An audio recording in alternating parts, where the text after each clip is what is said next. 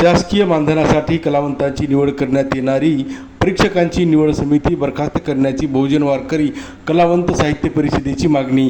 नमस्कार, जनहित न्यूज लाईव्हमध्ये आपलं सहर्ष स्वागत।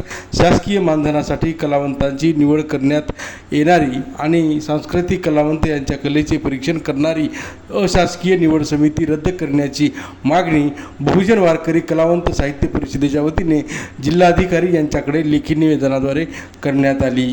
कलावंतांच्या मानधनामध्ये झालेला भ्रष्टाचार हा उघडी करण्यासाठी बहुजन टायगर सेनेच्या वतीनं आणि माननीय आमचे राजेश्वर पालमकर साहेब यांच्या संघटनेच्या वतीनं या ठिकाणी आम्ही आतापर्यंत आम्ही जवळपास 500 लोक होतो आणि तरी आम्ही 200-300 लोक आहोत। या ठिकाणी बाहेरगावचे लोक आले होते आणि समितीनं आणि शासकीय अधिकाऱ्यांनी कशा पद्धतीचा भ्रष्टाचार या ठिकाणी केला आहे तर 3 वर्षापासून कलावंतांच्या मानधनासाठी या शासकीय अधिकाऱ्यांनी ऑनलाईन म्हणून 3 वर्षापासून कागदपत्र जमा केली आणि कागदपत्र ज्यांनी ऑनलाईन केले त्या ठिकाणी बाद झाले आहेत, ज्यांचे कागदपत्र पूर्ण नाहीत आणि ज्यांचे कागदपत्र पूर्ण आहेत तर त्या कलावंतांनी जवळपास 4,500 कलावंतांनी 3 वर्षामध्ये या शासनाकडे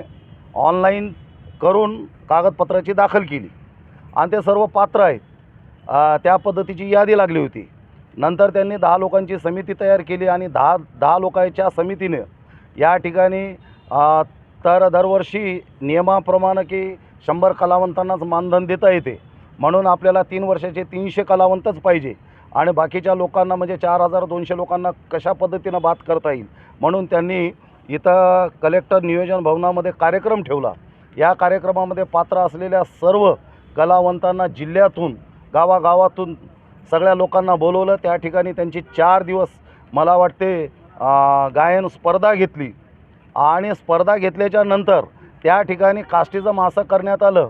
आम्हाला कलेक्टर साहेबांना आणि जिल्हा परिषदेच्या CO साहेबांना हे प्रश्न विचारायचे, ज्या 10 लोकांची तुम्ही समिती तयार केली तर ती 10 लोक कुठल्या म्हणजे डिग्री आहेत, त्यांच्याकडे कुठल्या कॉलेजच्या डिग्री आहेत किंवा कुठल्या गव्हर्मेंटच्या डिग्र्या आहेत की त्यांनी कलावंतांना पारखू शकतात। म्हणजे मनोमनी 10 लोकांची समिती तयार केली आणि त्या 10 लोकांनी कास्टिझम करून त्या 10 लोकांमध्ये एकही बौद्ध समाजाचा व्यक्ती नाही, एकही मुस्लिम समाजाचा नाही, शीख समाजाचा नाही। त्यांच्या पद्धतीनं त्यांच्या विचारामधले किंवा त्यांच्या सानिध्यामधल्या लोकांना घेतलं। त्या ठिकाणी त्या 10 लोकांनी 4,200 कलावंतांचा बळी घेतला आणि त्यांच्या जवळच्या 300 लोकांचं त्या ठिकाणी त्यांनी पात्र म्हणून यादी तयार केली। त्यामध्ये त्या 300 लोकांमध्ये सुद्धा आमच्याकडे बाईट आहे, रेकॉर्डिंग आहे। त्या एका माणसाकडून 40-40, 50-50 हजार रुपये ते घेत आहेत आणि ते 300 लोकांची यादी उद्या 18 तारखे म्हणजे आचारसंहिता संपताच त्यांनी महाराष्ट्र गव्हर्नमेंटला किंवा मंत्रालयामध्ये त्या ठिकाणी म्हणजे जे कोणी सांस्कृतिक मंत्री आहेत त्यांच्याकडे पाठवून त्यांचं मानधन आहे की नाही मागवत आहेत। म्हणून आज बहुजन टायगर सेनेच्या वतीनं आम्ही या ठिकाणी कलेक्टर साहेबांना भेटून या तुम्ही केलेल्या या सर्व प्रक्रियेचा आम्हाला खुलासा द्यावा, ती यादी द्यावी, त्या 4,500 लोकांची यादी द्यावी, निवड झालेल्या लोकांची यादी द्यावी, जे 10 लोकांची समिती तुम्ही कशा पद्धतीनं या लोकांची परीक्षा घेतली, त्या लोकांची कुठल्या पद्धतीची तुम्ही परीक्षा घेतली याचंसुद्धा तुम्ही आम्हाला खुलासा करून देण्यात यावं।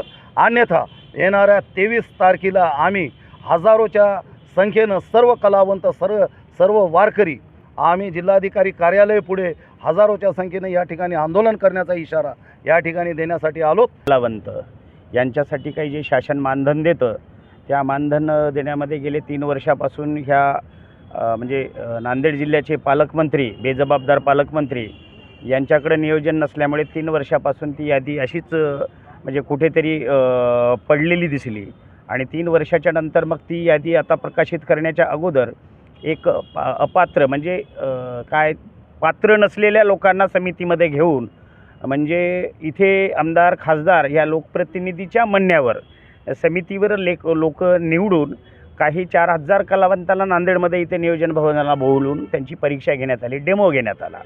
तिथे अत्यंत तुटपुंज आणि टेक्निकल प्रॉब्लेम असलेले म्हणजे वाद्य साहित्य त्यांच्या पुढं ठेवून त्यांनी सादरीकरण करायला लावलं आणि सादरीकरण करत असताना त्या समितीमधले जे बेजबाबदार हलकट लोक होती ती दिसली तर आम्ही त्यांना दाखवू. त्या समितीच्या लोकांनी अत्यंत जातीवाद केलेला आहे. चांगलं गाणं बांधणाऱ्याला किंवा चांगलं सादरीकरण करणाऱ्याला त्यांनी अत्यंत कमी मार्क टाकले आणि मूर्ख लोकांना, जी की लोकप्रतिनिधीचं ऐकतात, ज्यांना काहीच येत नाही, अशा लोकांना त्यांनी पात्र म्हणून घोषित केलेलं आहे. काहीतरी 300-350 लोकांचा त्याच्यामध्ये यादीचा समाविष्ट आहे.